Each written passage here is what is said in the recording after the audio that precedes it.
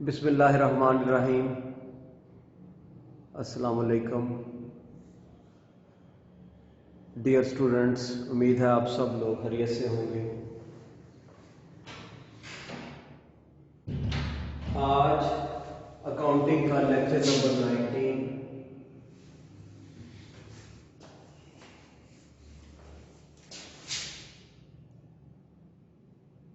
जिसमें हम illustration number 3 को कंप्लीट करेंगे।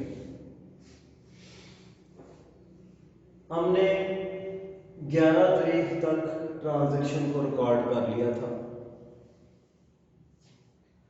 जो आखिरी एंट्री थी, हमने बैंक से कैश विथड्रॉ किया फॉर पर्सनल यूज। तो मैंने बताया था ये पैसा तो बिजनेस में आया ही नहीं, इसलिए इसकी काउंटर एंट्री नहीं होगी। काउंटर एंट्री उसी वक्त होगी जब हम बिजनेस यूज के लिए पैसे बैंक से निकलवाएंगे। तो आगे इसको शुरू करते हैं। कैश परचेजेस 12 जनवरी को कैश परचेजेस किए हैं। कैश परचेजेस मतलब आपने चीजें खरीदी हैं और उसके पैसे अदा कर दिए। तो कैश कम हो गया तो किस साइड पे आएगा? कैश बुक की क्रेडिट साइड पे। डेट क्या है? 12। किसकी वजह से? परचेजेस अकाउंट की वजह से।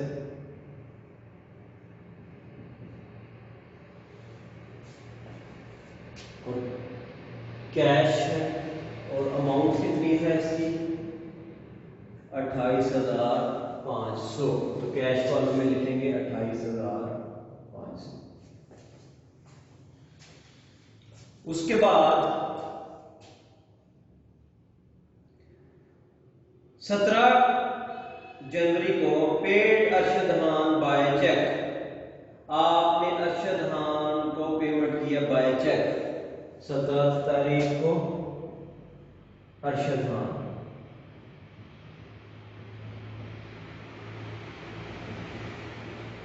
बाय चेक पेमेंट किए तो बैंक अकाउंट कम होगा और इसकी अमाउंट है 18,000।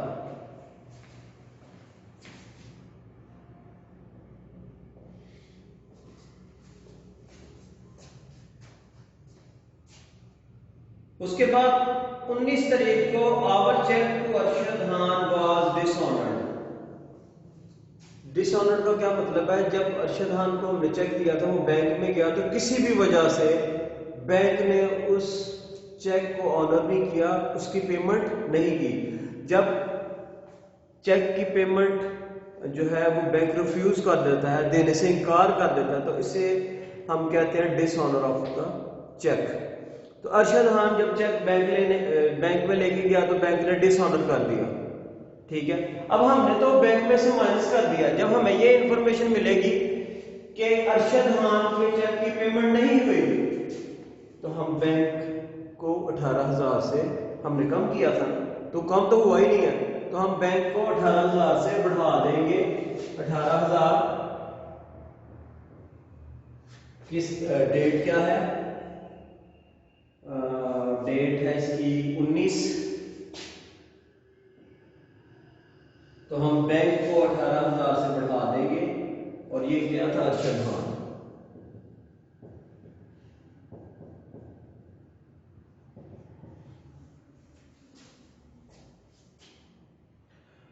उसके बाद 21 तारीख को रिसीव इंटरेस्ट फ्रॉम बैंक। आपको सूद मिला है फ्रॉम बैंक से, तो जाहिर बात है बैंक से सूद मिला है तो वो बैंक में ही जमा हो जाता है। तो हमारा जो बैंक बैलेंस है वो बढ़ जाएगा। कितने से? 700 से हमारा बैंक बैलेंस बढ़ जाएगा। जो बढ़ जाएगा तो इस साइड पे आएगा। तो ये किसकी वजह से है? इंटरेस्ट की वजह से। किसकी वजह से? इंटरेस्ट। तो ये डेट है 21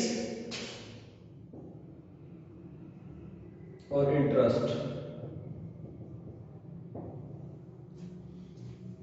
700।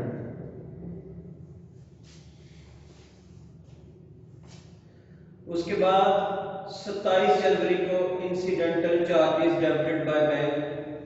जब भी बैंक डेबिट करता है मतलब वो आपके अकाउंट में से पैसे काट लेता है और बैंक मुख्तलिफ मौके पे चार्जेस काट लेता है, और जब बैंक ने चार्जेस आपके अकाउंट में से काट लिए तो बैंक आपका बैलेंस कम हो गया, तो कम हो जाएगा तो किस साइड पे आएगा? क्रेडिट साइड पे। डेट है 27,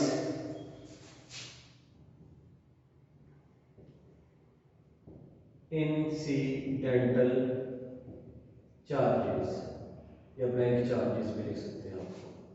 तो उसकी अमाउंट क्या है? बैंक में से कम हुए हैं तो वो है 350। तो ये बैंक बैलेंस में बैंक कॉलम में लिखिए 350। तो ये हमारी ट्रांजैक्शन कंप्लीट हो गई। अब इसका नेक्स्ट स्टेप है कि आपने इसको बैलेंस करना है। तो इसी तरह आप ऐसे लाइन लगाएंगे दोनों साइड्स पे।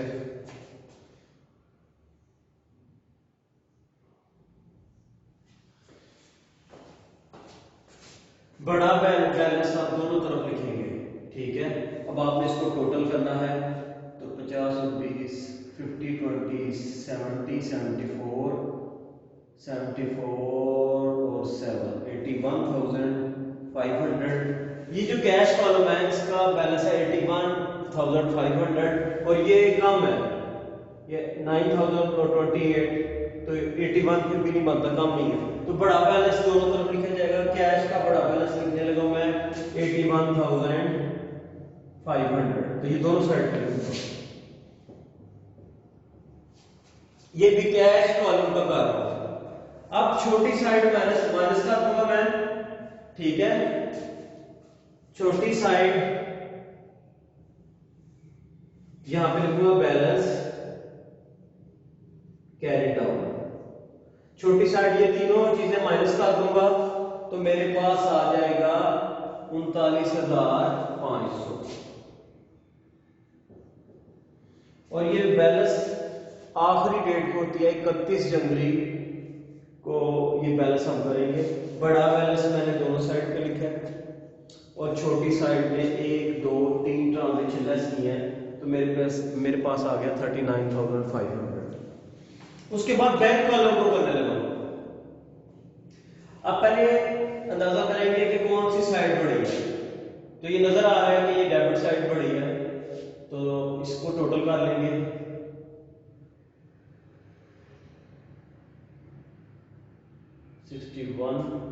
ये बन गया 62,200। ये दोनों साइड पे लिखा जाएगा 62,200। बड़ा बैलेंस दोनों साइड पे लिखा जाता है, ये बड़ी साइड का। तो इसमें से हम छोटी साइड के लिए 1 2 3 4 5 ये 5 चीजें हम लेस कर देंगे, तो हमारे पास आ जाएगा बैलेंस कैरी डाउन 17,350। तो ये हमने डबल कॉलम कैश बुक की सब ट्रांजैक्शन को रिकॉर्ड कर दिया, ठीक है। इसको एक दफ़ा रिवाइज कर लेते हैं। ये बड़ी इंपॉर्टेंट है डबल कॉलम कैश बुक, क्योंकि इसमें सबसे जो मुश्किल चीज़ है वो काउंटर एंट्री है। जिसको काउंटर एंट्री करनी आ गई उसको कैश बुक आ गई। इसके बाद है ट्रिपल कॉलम कैश बुक, वो आसान है। जिसने डबल कॉलम कैश बुक सही तरीके से समझ ली और काउंटर एंट्री करनी सीख ली, उसको ये टॉपिक आ जाएगा। तो इसी को हम एक दफ़ा रिवाइज कर लेते हैं। और इसमें सबसे पहले जनवरी 1 को हमारे पास जो बैलेंस पड़ा था कैश का और बैंक का वो 50,000 और 30,000 है, तो ये वो हमने डेबिट साइड पे डबल कॉलम कैश बुक की लिख लिया। उसके बाद 3 तारीख को हमने कैश सेल्स की हैं, 3 तारीख को हमने कैश सेल्स की हैं। और जब हम सेल करते हैं तो कैश बढ़ जाता है। जब कैश बढ़ गया तो वो डेबिट साइड पे आएगा।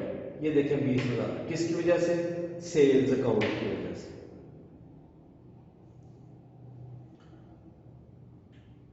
उसके बाद 4 तारीख को हमने अरशद खान को पेमेंट की है 20,000 की। अरशद खान को पेमेंट की है 7,000 की। बाय चेक पेमेंट की है अरशद खान को। जब हम बाय चेक पेमेंट की है तो हमारा बैंक बैलेंस कम होगा। तो ये देखिए 7,000 कम हुआ है, किस वजह से? अरशद खान। ये 4 तारीख की एंट्री थी। 4 तारीख के बाद 6 तारीख को हमने बाबर से चेक रिसीव किया है। देखें, जब मैंने आपको बताया था जब भी हम किसी से चेक रिसीव करेंगे और हमने बैंक में फौरन जमा नहीं कराया तो उसे कैश ट्रीट करेंगे। तो रिसीव किया तो ये देखें बाबर का 6 तारीख को हमने ये कैश में लिखा 4,000, किसकी वजह से? बाबर की वजह से। ये 4 तारीख ये 6 तारीख की एंट्री थी। उसके बाद 8 तारीख को हमने कैश डिपॉजिट किया है बैंक में और वो है 9,500। ठीक है।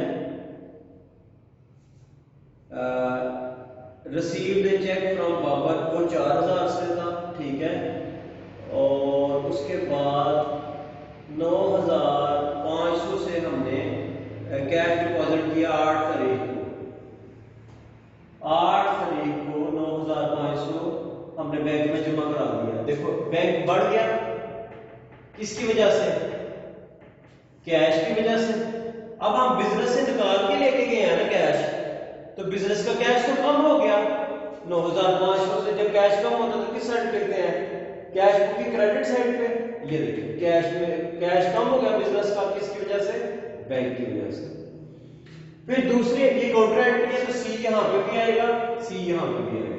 फिर दूसरी एंट्री 8 तारीख की है, Babar cheque deposited to bank. ये जो बाबर है हमें चेक दिया था, हमने बैंक में जमा करा दिया। सेम डे जमा नहीं कराया, बाद में जमा कराया, तो फिर काउंटर एंट्री होगी। आप ये देखो ये बाबर का चेक 4,000 का था, बैंक में जमा करा दिया तो डेबिट साइड पे आएगा।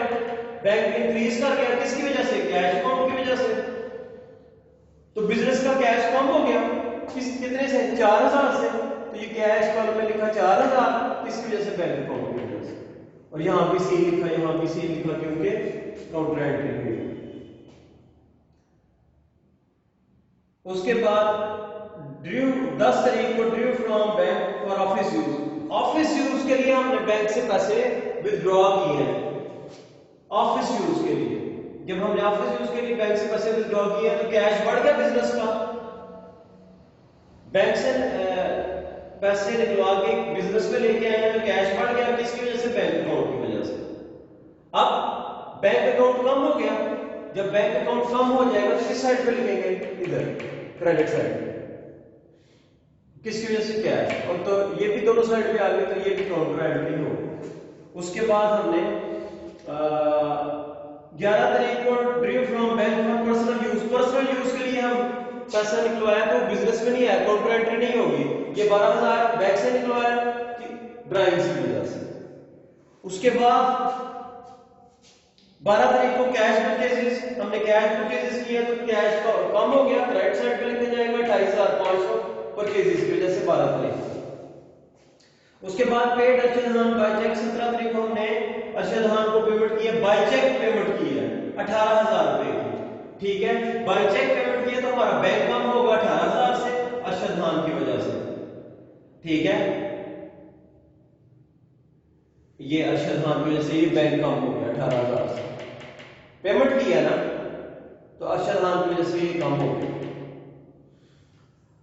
उसके बाद our cheque to Arshad Khan का डिसऑनर्ड।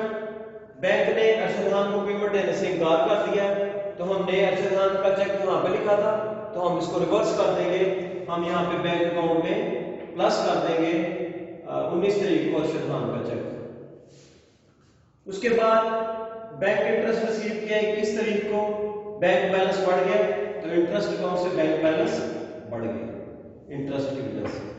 और आखिर में बैंक ने चार्जेस काट लिए 350 इंसिडेंटल चार्जेस, ये बैंक ने पैसे काट लिए। बैलेंस करने का क्या तरीका है? पहले कैश की दोनों साइड का टोटल करें, जो बड़ा बैलेंस है वो दोनों साइड पे लिखा गया और फिर हमने इसको 1 2 3 की छोटी साइड माइनस किया तो बैलेंस कैरी डाउन आ गया। इसी तरह बैंक अकाउंट का भी टोटल करना है, जो बड़ा बैलेंस होगा वो दोनों साइड पे लिखा जाएगा, फिर हम छोटी साइड उसमें से माइनस कर देंगे और बैलेंस कैरी डाउन यहाँ पे आ जाएगा। डियर स्टूडेंट्स, उम्मीद है आपको आज का लेक्चर समझ आ गया होगा। तो आज के लेक्चर को यहीं ख़त्म करते हैं। अल्लाह हाफिज़।